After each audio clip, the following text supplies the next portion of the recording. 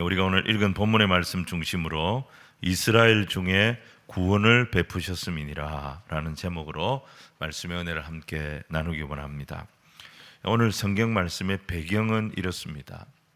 요단 동편에 살던 이스라엘 백성들이 길르앗 야베스 사람들이었습니다. 근데 이 사람들에게 위기가 옵니다.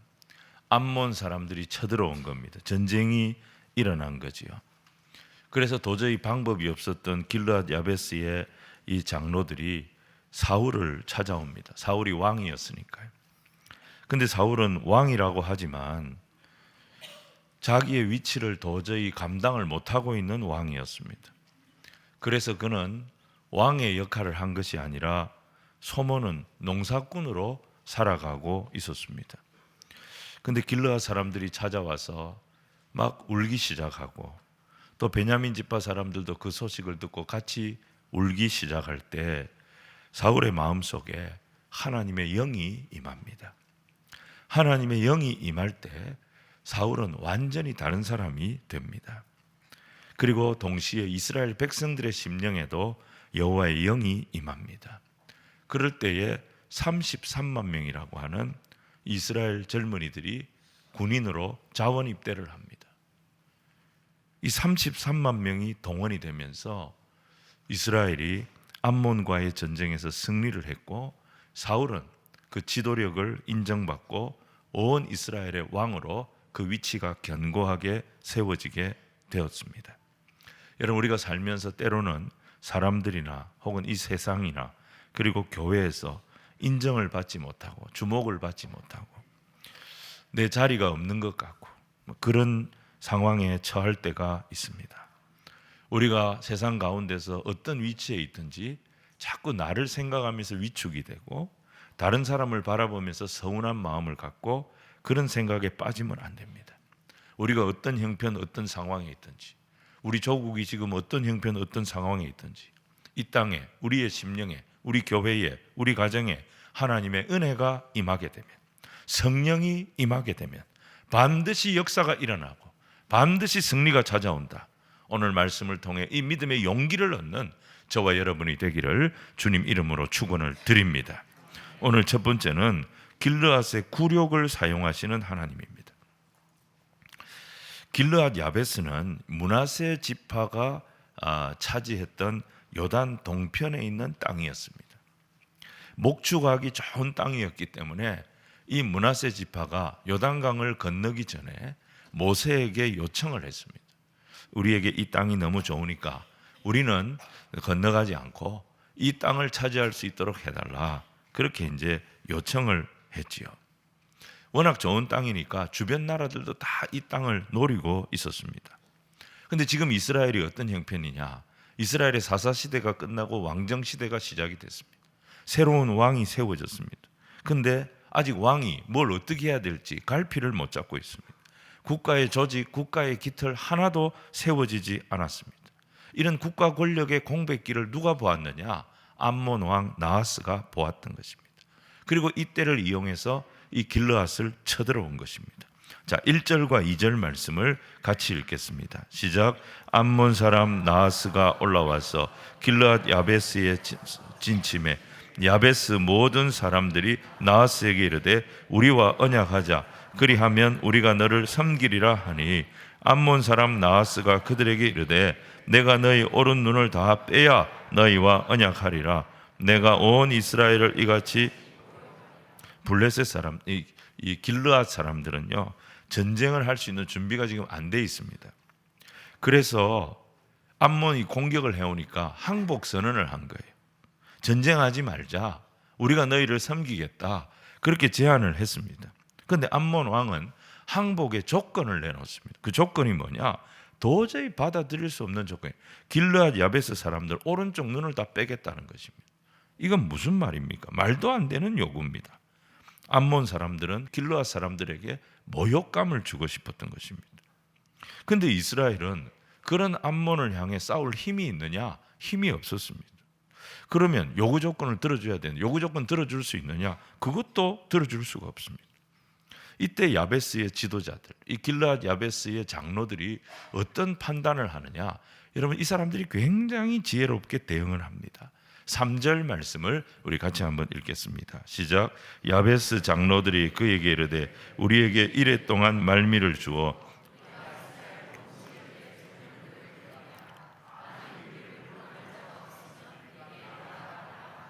이 야베스의 장로들은 우리에게는 방법이 없다. 자기 자신에게는 방법이 없다는 것을 알았습니다. 하지만 어떤 기대를 합니까? 우리에게는 방법이 없지만 하나님께는 방법이 있을 거다. 이게 이들에게 주신 하나님의 지혜였습니다. 여러분, 지혜라고 하는 것은 항상 유연성이 있다는 것입니다. 이게 지혜입니다. 경직되어져 있지 않다는 것입니다. 성급하게 판단을 하지 않습니다. 이게 지혜입니다. 증권가에 이런 이야기들이 있습니다. 사람이 어떤 투자를 하고 어떤 결정을 할 때에 공포심 혹은 두려움에 사로잡혀서 성급하게 투자를 하고 성급하게 결정을 하게 되면 반드시 망한다. 또 하나는 뭐냐? 탐욕에 빠졌어. 욕심에 빠져서 충동적으로 결정을 해도 반드시 망한다. 이런 말이 있습니다. 그래서 두 가지를 조심해야 돼요. 하나는 탐욕, 그리드. 이 그리드를 조심해야 되고, fear, 두려움을 조심해야 된다.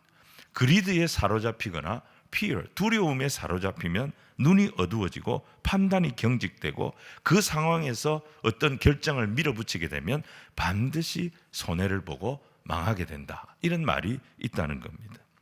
여러분, 우리가 인생을 살면서 그래서 필요한 것이 뭐냐면 지혜가 필요한 것입니다. 지혜 중에 지혜가 뭡니까? 기도하는 거예요. 하나님 앞에 기도하고 하나님의 말씀을 묵상하면서 주님이 비춰주시는 대로, 주님이 깨닫게 하시는 대로 거기에 순종하면서 결정하면 탈이 없습니다. 실수를 피하게 되는 것입니다. 우리가 올 연초를 시작하면서 그리스도 중심 성경 읽기, 우리 이 리딩 지저스 3년째 지금 시작을 하고 계속하고 올해도 이제 진행을 합니다. 여러분, 지금 창세기 말씀을 읽고 있습니다. 다 지금 잘하고 계시죠? 대답이 없는 거 보니까 좀 걱정이 됩니다. 책은 많이 나갔는데 여러분, 이제 일주일밖에 안 됐습니다. 지금이라도 시작하시기 바랍니다. 지금이라도 우리는 방법이 없어요. 우리에겐 지혜가 없어요. 지혜를 하나님 부어주셔야 됩니다. 그 말씀을 통해서 지혜를 얻어야 됩니다. 기도하고 말씀 묵상하고, 기도하고 말씀 묵상하고, 기도하고 말씀 묵상하고. 우리는 훈련을 해야 되고 이 훈련을 통해서 습관을 만들어야 됩니다. 올해 우리가 이런 습관을 만들어요. 어떤 습관을 만드느냐? 어떤 판단을 하기 전에, 어떤 약속을 하기 전에 먼저 기도하고 말씀에 따라 판단하고 결정하는 그런 습관을 만들어야 돼요. 항상 기도를 앞서가지 않고 말씀을 앞서가지 않고 매일 아침에 기도하고 말씀 묵상하고, 기도하고 말씀 묵상하고, 그렇게 하는 습관을 딱 만들어 놓으면 우리가 하나님의 보호를 받게 됩니다. 하나님의 인도하심을 받게 되는 것입니다. 여러분, 야베스의 장로들 암몬의 굴욕적인 요구 앞에 흥분하지 않았습니다. 어떤 극단적인 판단을 하지 않았어요. 아무 힘도 없는데 눈을 빼라고 너희들 눈을 빼겠다, 뭐 이렇게 달라들지도 않았습니다. 길르앗의 장로들은 유연했습니다. 시간을 먼저 벌었습니다. 상대를 자극하지 않았습니다. 아주 침착하고 유연하게 대응을 했던 것입니다. 이게 길이 됐던 거죠. 그래서 교회도 그렇고 국가도 그렇고 어떤 단체든지 위기가 오면 항상 강경파의 목소리가 득세를 하게 됩니다. 그런 때에 이 강경파의 주장에 전체가 함몰이 되면 같이 망하는 것입니다. 1636년 이 조선에 병자호란이 일어났습니다. 1592년 임진왜란이 일어나고 50년도 되지 않아서 큰 전쟁이 벌어진 거예요. 여진족들이 세운 이 신흥강국 청나라를 오랑캐의 나라라고 조선이 계속 무시했습니다. 이 청나라가 군대를 정비해서 대규모로 침공을 해온 것입니다. 그때 압록강 건너서 한양까지 오는데 닷새 만에 왔습니다. 완전히 그냥 아무 장애물이 없이 들어온 거, 강화도까지 다 넘어갔어요. 그때 국론을 주도했던 사람들이 강경파들이었습니다. 김상헌을 중심으로 소위 사막사, 홍익환, 윤집, 오달재 이런 사람들이 척화파의 수장들이었어요. 이 사람들이 국론을 주도했습니다. 이들이 뭐라 그랬어요? 지금 강화도까지 다 점령이 됐어요. 근데 인조 앞에서, 신하들 앞에서 뭐라고 말하느냐? 붓자루를 들고서라도, 이 붓자루를 들고서라도 청나라와 싸워야 된다. 그들의 기계는 좋았지만 준비가 안 돼 있어요 지금. 그래서 조선이 어떻게 됩니까? 척화파를 따랐던 인조 임금이 어떻게 됩니까? 청태종 이 앞에 3번을 절을 합니다. 그냥 절하는 게 아닙니다. 한 번 절할 때마다 그 이마를 땅바닥에 쿵쿵쿵 찌으면서 9번을 절을 합니다. 이걸로 끝났으면 다행이죠. 이게 삼전도의 굴욕 아닙니까? 이게 지금도 잠실에 가면 이 삼전도 비가 있지 않습니까? 근데 그뿐이었습니까? 수십만 명이 포로로 끌려갔습니다.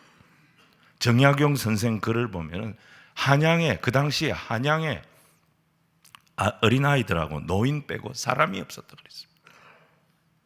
정약용 선생은 한 60만 명이 끌려갔다 이렇게 말합니다.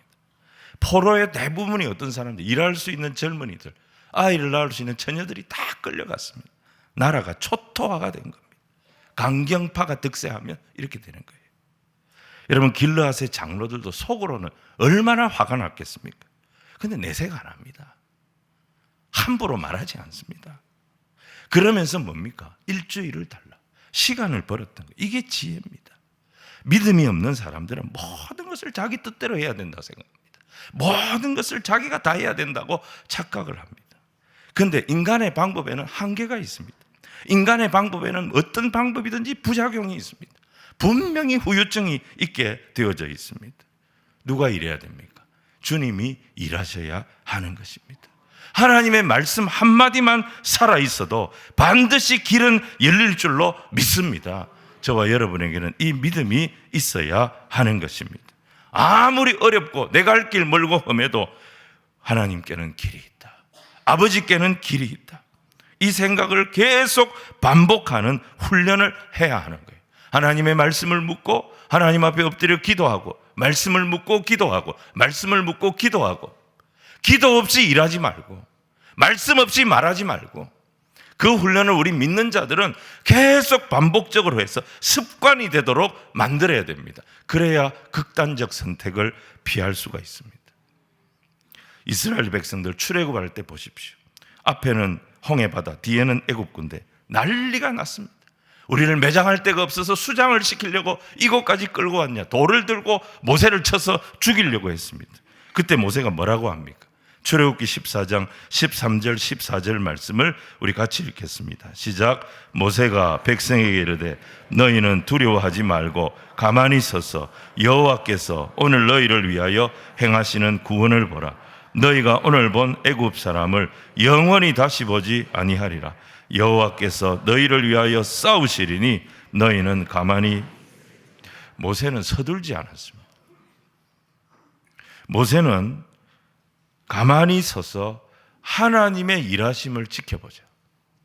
하나님이 오늘 어떻게 일하시는지, 우리를 어떻게 구원하시는지 그 하나님의 일하심보다 앞서지 말자. 여러분, 이게 문제를 풀어나가는 모세의 방법이었어요. 길르앗 장로들 마찬가지예요. 시간을 벌었어요. 조용히 하나님께서 이 위기의 때에 하나님이 준비한 사람이 누구인가? 그 사람을 찾기 시작합니다. 이게 문제 해결의, 오늘 사무엘상 11장 문제의 해결 방법이 바로 여기서 나왔던 것입니다. 길르앗에 큰 위기가 온 것은 사실입니다. 암몬이 쳐들어오고 대응할 힘이 없고 눈을 빼겠다고 위협을 하고, 이것은 큰 위기인 것은 분명한 사실입니다. 하지만 하나님은 위기보다 크신 하나님.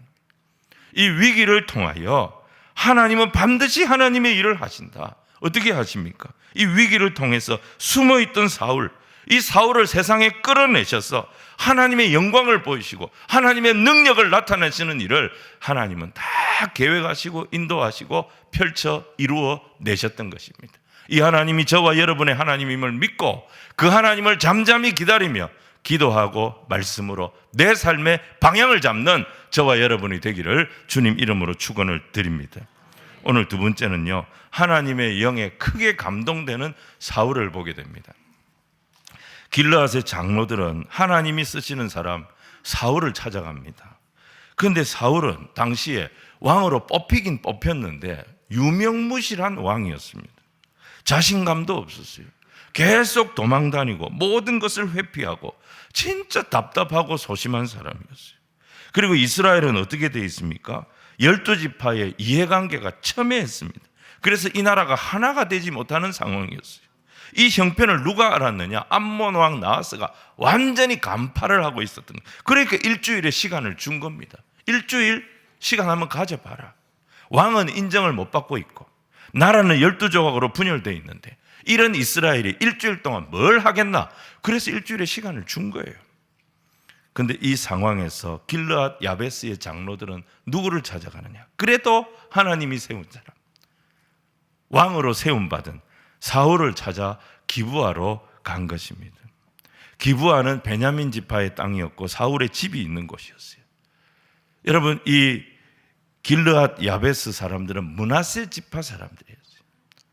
여러분, 이 길르앗 사람들과 베냐민 지파 사람들은 관계가 있습니다. 어떤 관계가 있느냐? 사사기 21장을 보시면 베냐민 지파가 나머지 11지파와 전쟁을 했습니다. 그래서 완전히 초토화가 되고 이 지파가 멸절이 될 위기에 처했을 때 이들의 대는 있게 해줘야 되겠다. 그래서 이스라엘의 방백들이 어떤 결정을 내립니까? 길르앗을 칩니다. 길르앗을 쳐서 길르앗의 처녀들 400명을 빼앗아 가지고 베냐민 지파의 남자들에게 주었습니다. 그래서 대를 잇게 해 주었습니다. 그러니까 베냐민 지파 사람들에게 길르앗 사람들은 어떤 사람들이냐? 자기 외갓집 사람들인 거예요. 자기 외갓집 사람들이 와가지고 지금 길르앗이 이런 형편에 처했다. 자기 외갓집 식구들이 이 고통을 겪고 있다는 소식을 전하고 울기 시작합니다. 베냐민 지파도 같이 울기 시작합니다. 사울이 농사 짓다가 집으로 돌아오는데 사람들이 막 울고 통곡을 하고 있습니다.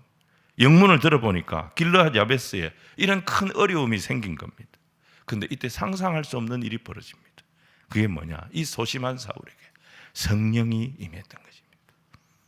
여러분, 사울을 보세요. 사울은 이미 은혜를 입은 사람입니다. 이미 은혜를 받았어요.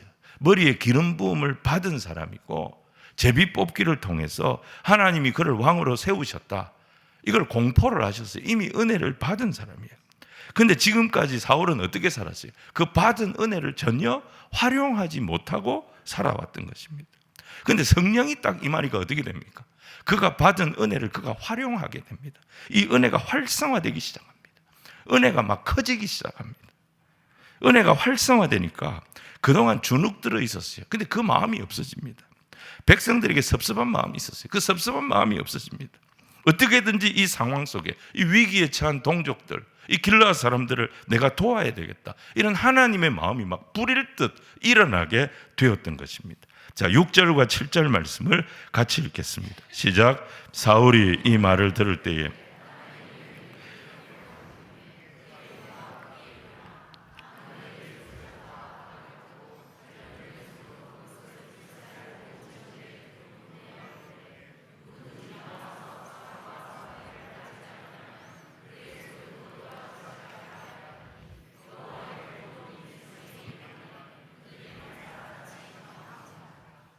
성령의 역사가 일어납니다. 성령의 역사가 일어났을 때 사울과 이스라엘은 완전히 다른 사람, 다른 민족이 되어버렸습니다. 평소에 사울이 어떻습니까? 너무너무 소심한 사람이었어요. 너무너무 답답한 사람이었어요. 그런 사람이 그 자리에서 성령이 임하니까 소 2마리를 한 자리에서 잡아버립니다. 여러분, 한결이라고 하는 것은 2마리를 말하는 것입니다. 또 이 사람은 어떤 사람인가? 자기 가축, 자기 재산에 대한 집착이 대단했던 사람입니다. 암낙이 잃어버리고 그 잃어버린 암낙이 찾겠다고 온 천지 사방을 쫓아다닌 그런 사람이 사울이었습니다. 자기 재산에 대한 집착이 대단한 사람이에요.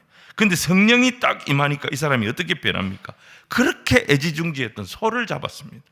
그 2마리를 다 잡았습니다. 12토막을 내서 12지파에게 보냈습니다. 이제부터 길르앗을 위하여 우리는 전쟁한다. 길르앗을 위하여 암몬과 싸울 것이다. 이 전쟁에 나와라. 이 전쟁에 나오지 않는 자들의 손은 우리가 이런 식으로 토막 내버리겠다. 이 선포를 과감하게 했던 것입니다. 사울의 이 결단이 온 이스라엘에 증거되자 이스라엘 백성들의 마음이 움직이기 시작합니다. 성령께서 이스라엘 가운데 역사하신 겁니다.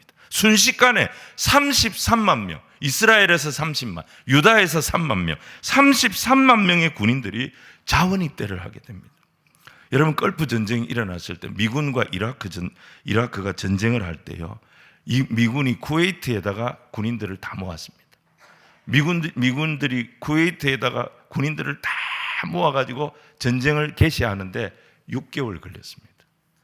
여러분, 그 대단한 미국 같은 나라가 전쟁을 개시하는데 군인들을 모으는데 6개월 걸렸어요. 그렇게 모은 군인이 20만 명 모았습니다. 그런데 여러분, 오늘 33만 명이 일주일도 안 됐는데 모였습니다. 기적이 일어난 거죠. 왕도 훈련이 안 된 상태입니다. 이스라엘 백성들도 훈련이 안 된 상태입니다. 그런데 어떻게 왕과 이스라엘 백성들이 이렇게 일사불란하게 움직일 수가 있습니까? 사울이 대단해서 그렇습니까? 이스라엘이 대단해서 그렇습니까? 그렇지 않습니다. 성령이 임하실 때, 오직 성령이 임하실 때 이 기적이 일어난 거예요. 성령이 임하시면 되는 것입니다. 성령이 임하시면 역사가 일어나는 것입니다.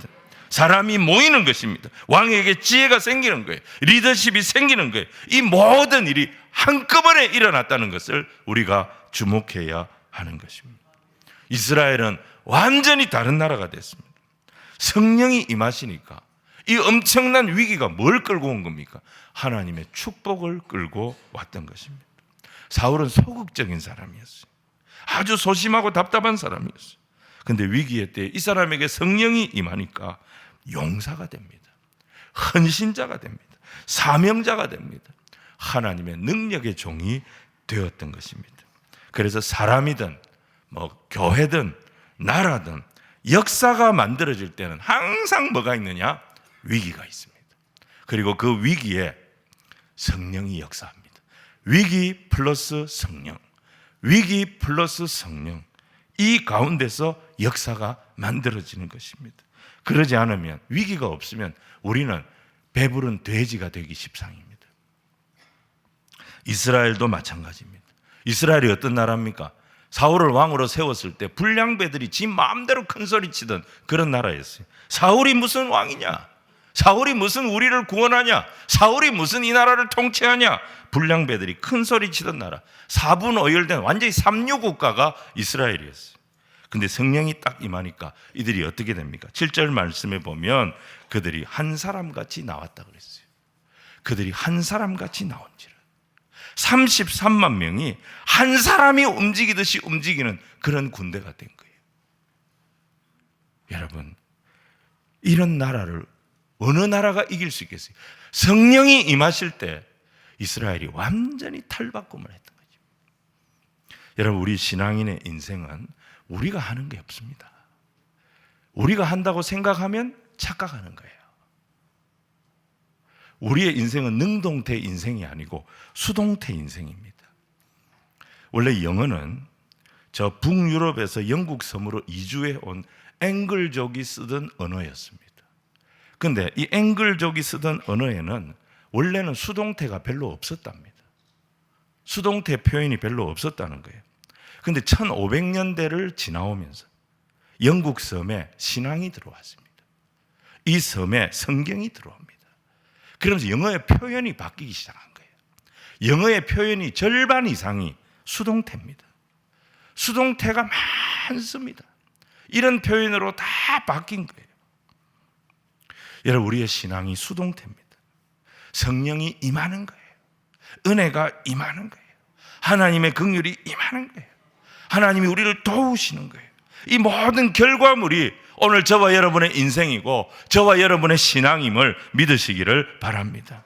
우리는 그럼에도 불구하고 조금 이루고 나니까 착각에 빠진 거예요.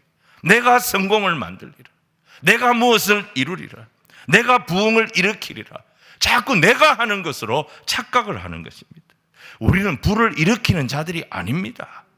불을 일으키는 자는 방화범입니다. 경찰에 잡아가야 됩니다. 그 사람은. 불은 일으키는 것이 아닙니다. 불은 임하는 것입니다. 불은 임하는 것입니다.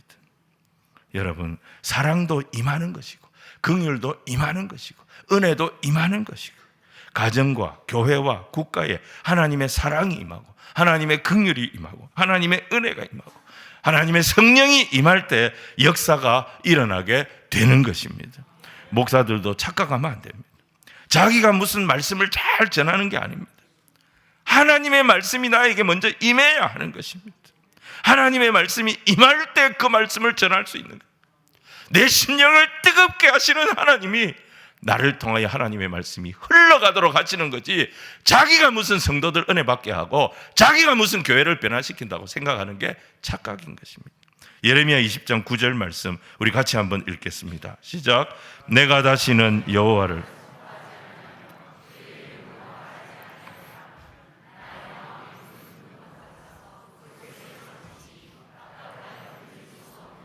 예레미야가 뭐라 그랬어요? 자기는 나는 이제 여호와의 말씀을 안 전한다. 나는 이제 선지자 노릇 안 한다. 그런데 그게 지 마음대로 됩니까? 여호와의 불이 그의 마음에 임해서 그를 견딜 수 없게 하실 때 그의 입에서 하나님의 말씀이 나갔어요. 그 말씀이 살아 역사하는 말씀이었고 생명의 말씀이었기 때문에 하나님의 일을 만들어내는 은혜의 통로로 예레미야가 계속 쓰임받게 된 것입니다. 그래서 우리 인생은 수동태라는 거예요. 능동태가 아니고 수동태라는 거예요. 사울을 보십시오. 그는 이미 기름 부음을 받은 자였어요.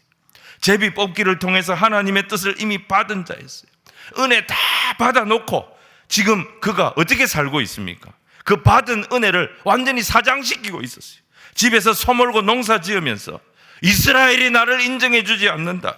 이게 안 된다. 저게 안 된다. 이게 어렵다. 저거 어렵다. 이것 때문에 안 된다. 저것 때문에 안 된다. 이게 없다. 저게 없다.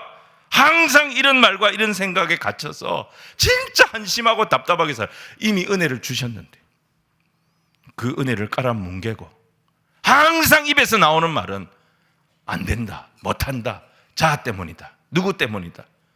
항상 입에서 없다, 없다, 없다, 없다. 그런데 그런 사울에게 성령이 임하니까 용사가 되지 않습니까? 하나님 나라를 위한 헌신자가 되지 않습니까?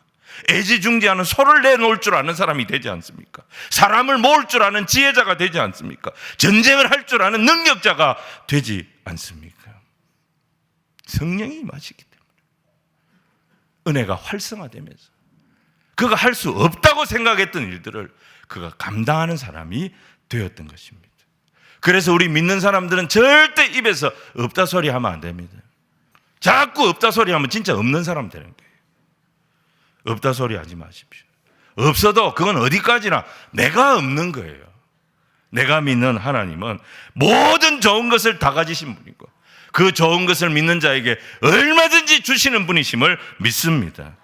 이 생각을 하면서 자꾸 믿음으로 하나님을 바라보면서 나를 설득해 가는 것이 신앙생활인 것입니다.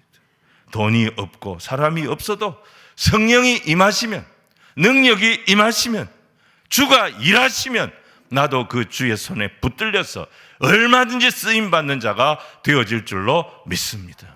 내게 능력 주시는 자 안에서 내가 모든 것을 할 수 있는 그런 존재가 되어질 줄로 믿습니다. 빌립보 4장에 주신 이 말씀이 올해를 승리하는 저와 여러분의 말씀 되기를 주님 이름으로 축원을 드립니다. 마지막 세 번째, 이스라엘 중에 구원을 베푸신 하나님이십니다. 자, 성령이 임하니까 이스라엘 안에 놀라운 변화가 계속 이어집니다. 성령이 임할 때 이스라엘 안에 어떤 변화가 일어나느냐? 제일 먼저는 이 백성들이 사분오열 되어져서 서로 원망하고 서로 이해관계로 대립하고 다투었던 이 백성들이 서로를 위로하기 시작합니다. 오늘 대한민국에 성령이 임해야 됩니다. 자, 9절 말씀을 우리 같이 읽겠습니다. 시작. 무리가 와 있는 전령들에게 이르되 너희는 길르앗 야베스 사람에게 이같이 이르기를 내일 해가 더울 때에 너희가 구원을 받으리라 하라. 전령들이 돌아가서 야베스 사람들에게 전하매 그들이 기뻐하니라. 엉터리 같은 지도자들은요 항상 다른 사람 원망하고 남 탓을 합니다. 이걸 각인을 시킵니다. 그래서 나라를 편가르기를 하고 사분오열시키고 이게 나쁜 지도자들입니다. 그런데 성령이 임하면 어떻게 됩니까? 서로가 서로를 위로하기 시작합니다. 슬픔을 당한, 위기에 처한 길르앗 사람들을 이스라엘 백성들이 위로합니다. 하나님이 너희를 구원하신다. 내일 정오에 하나님이 너희를 구원하신다. 이 소식이 전해지니까 길르앗 사람들이, 그 침체에 빠져있고 두려움에 빠져있던 길르앗 사람들이 기쁨을 회복하기 시작합니다. 누구도 상처받지 않고 슬픔이 변하여 기쁨이 되는 역사, 성령이 임할 때 모두가 이 은혜를 누리게 만들어 주셨던 것입니다. 두 번째는 뭐냐? 그 위로가요, 길르앗 사람들을 담대하게 만들었습니다. 자, 10절 말씀을 우리 같이 읽겠습니다. 시작. 야베스 사람들이 이에 이르되 우리가 내일 너희에게 나아가리니 너희 생각에 좋을 대로 우리에게 다 행하라 하니라. 이거 암몬 사람들한테 한 말이에요. 내일 오전에 내가 너희들한테 나간다. 너희들 하고 싶은 대로 한번 해봐라. 담대하게 암몬을 향해 나가겠다고 선포한 겁니다. 그리고 세 번째, 전쟁에 사울과 이스라엘 백성들이 나서는데 사울은 지혜롭게 해주셨고 이스라엘은 지치지 않는 동력이 계속 부어지도록 만들어 주십니다. 11절 말씀을 같이 읽겠습니다. 시작. 이튿날 사울이 백성을 3대로 나누고 새벽에 날이 더울 때까지 남은 자가 다 흩어져서 둘도 함께 한 자가 없었더라. 하나님의 지혜를 받은 사울은 33만 명을 11만 명씩 3대로 이렇게 나누었습니다. 그리고 아무도 모르게 새벽에 기습을 했습니다. 새벽부터 정오까지 하나님께서 사울에게 계속 지혜를 부어주셨어요. 이 백성들, 이 군사들을 어떻게 운영할 것인지 계속 지혜를 부어주셨어요. 이스라엘 백성들은 그 사울의 지혜를 따라 움직이기 시작하는데 계속 움직이는, 지치지 않는 동력을 하나님께서 부어주셨어요. 하나님의 은혜가 계속 임하니까 암몬이 이스라엘을 이길 수가 없었어요. 감당할 수가 없었어요. 승리를 얻게 해주셨던 것입니다. 길르앗의 위기가 이스라엘의 기회가 되어졌고 사울에게 기회가 되어졌습니다. 여러분, 우리 그리스도인들에게는 그래서 위기가 아닙니다. 사울도 살리시고 백성도 살리시고 이스라엘을 승리케 하신 하나님이 저와 여러분의 하나님이심을 믿으시기를 바랍니다. 12절 13절 보시면 사울을 조롱하던 자들이 있었어요. 사울이 어떻게 이스라엘의 왕이냐? 사울이 뭐 우리를 지도하냐? 사울이 어떻게 우리를 구원하냐? 막 조롱하던, 대놓고 조롱하던 자들, 백성들이 어떻게 합니까? 그 사람들 명단 주십시오. 누굽니까? 그 명단 주십시오. 우리가 그거 가만두지 않겠습니다. 백성들이 나서기 시작합니다. 그의 왕위가 견고해지기 시작합니다. 아무도 알아주지 않았던 사울이 이 전쟁을 통해서 명실공히 이스라엘의 왕으로 견고히 세워졌던 것을 보게 됩니다. 여러분, 고린도전서 10장 13절, 우리가 너무 좋아하는 말씀이죠. 우리 같이 한번 읽겠습니다. 시작. 사람이 감당할 시험 밖에는 너희가 당한 것이 없나니 오직 하나님은 미쁘사 너희가 감당하지 못할 시험 당함을 허락하지 아니하시고 시험 당할 즈음에 또한 피할 길을 내사 너희로 능히 감당하게 하시. 이 말씀 그대로 이루어진 거예요. 위기가 왔어요. 피할 길 주셨잖아요. 감당할 힘도 주셨잖아요. 승리도 주셨잖아요. 백성을 하나 되게 하셨잖아요. 왕을 견고하게 하셨잖아요. 뭘 걱정합니까? 성령이 임하시니까 하나님께서 위기를 통하여 하나님이 어떤 분이신지 온전히 경험하도록 인도해 주셨던 거예요. 걱정하는 이유는 이 말씀을 모르기 때문에 걱정하는 거고, 이 말씀 주신 하나님을 모르기 때문에 우리가 자꾸 걱정하고 염려에 빠지는 거예요. 그래서 믿음의 백성을 훈련해야 됩니다. 기도하고 말씀 묵상하고, 기도하고 말씀 묵상하고, 말이나 행동이나 기도보다 앞서지 않고 말씀보다 앞서지 않는 2025년이 되겠습니다. 결단하고 계속 나를 말씀과 기도로 훈련시키는 저와 여러분이 되기를, 그러면 반드시 승리하도록 인도하시는 하나님을 경험하게 될 줄 믿습니다. 하나님 사울에게 이 승리를 주신 것은 앞으로도 이렇게 하라는 거예요. 믿음으로 하라는 거예요. 어떤 시련이 와도 네가 다 이길 수 있으니까 이 약속을 믿고 도전하라는 겁니다. 네 권세는 네 힘에서 나오는 게 아니라는 것입니다. 남하고 자꾸 비교하지 말라는 거예요. 위축되지 말라는 거예요. 남 탓하지 말라는 거예요. 원망하지 말라는 거예요. 성령에 붙들리라는 거예요. 말씀에 붙들리라는 거예요. 그러면 네가 산다. 그러면 네가 승리한다. 계속 너의 위가 든든하고 장구하게 이어질 것이란 소망을 주신 것입니다. 그래서 영적인 지도자는 계속 하나님 말씀에 무조건 순종해야 되는 것입니다. 그러면 은혜 위에 은혜로라. 하나님의 은혜가 우리 속에서 계속 활성화가 됩니다. 이게 지도자의 사명입니다. 은혜 위에 은혜로라. 이 고백이 계속 지도자에게, 백성들의 입에서 계속 나오도록 만들어 주시는 거예요. 근데 이렇게 안 하고 은혜로 시작했다가 성령으로 시작했다가 사람 눈치 보고 육체로 마무리하면 어리석은 사람이 되는 거예요. 갈라디아 3장 3절에 그랬었죠. 성령으로 시작했다가 육체로 마무리하겠느냐, 이 어리석은 자들아. 우리가 그렇게 되는 거예요. 여러분, 이 승리 이후에 사무엘은 온 이스라엘 백성들을 길갈로 불러 모읍니다. 길갈에서 예배를 드립니다. 왜 사무엘은 10장에서도 그랬는데 이 길갈을 이렇게 고집하는 이유가 뭘까요? 여러분, 길갈은요, 이스라엘 백성들이 요단강을 딱 건너서 처음으로 발을 디뎠던 곳입니다. 앞에는 여리고성입니다. 난공불락의 여리고성입니다. 그런데 그 앞에서 뭐 했습니까? 모든 이스라엘의 용사들이 할례를 받았던 것입니다. 할례를 받으면 싸울 수가 없습니다. 그럼에도 불구하고 그들이 그곳에서 할례를 행합니다. 하나님의 말씀을 듣고 처음으로 제대로 순종을 경험했던 것이 바로 이 길갈이었습니다.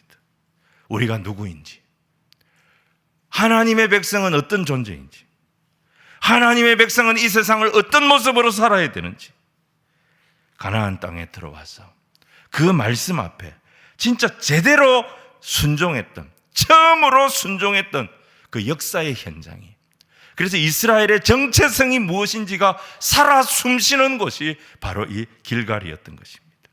그때 우리 선조들의 신앙, 그 선조들의 순종을 우리가 한번 회복해보자. 바로 그래서 길갈에 모였던 것입니다. 그들은 거기서 예배를 드렸습니다. 왜 예배를 드렸을까요? 왕과 백성이 주인공이 아니라는 거예요.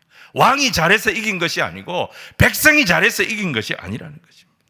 우리가 어떤 위기에 있더라도 성령이 우리 가운데 임하시면, 하나님의 능력이 우리 가운데 임하시면 우리는 반드시 위기를 이기고 승리하게 될 줄로 믿습니다. 그 은혜, 그 성령의 인도하심을 찬송했던 자리가 길갈의 예배였던 것입니다.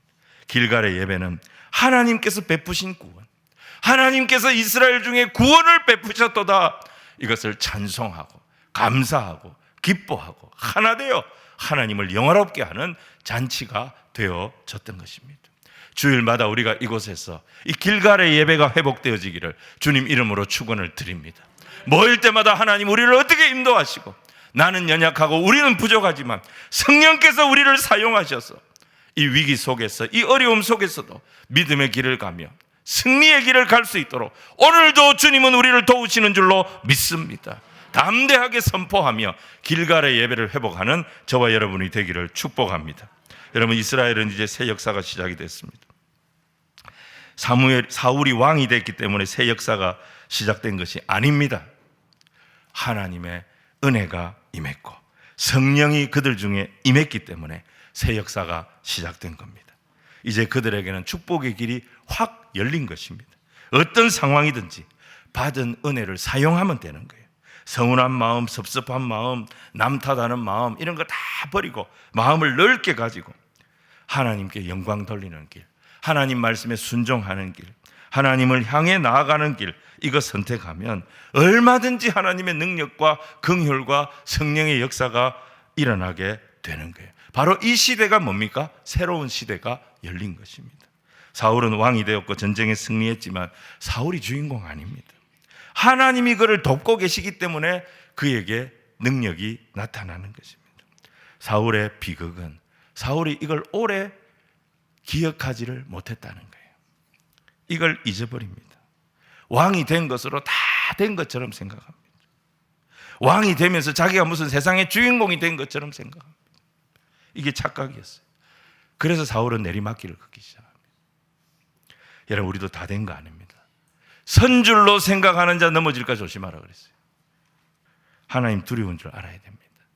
끝까지 하나님 앞에 겸손하고 믿음으로 순종할 때 성령이 임하고 하나님이 도우시면 그때 우리에게 비로소 승리가, 찬송이, 기쁨이, 영광이 시작되는 것입니다.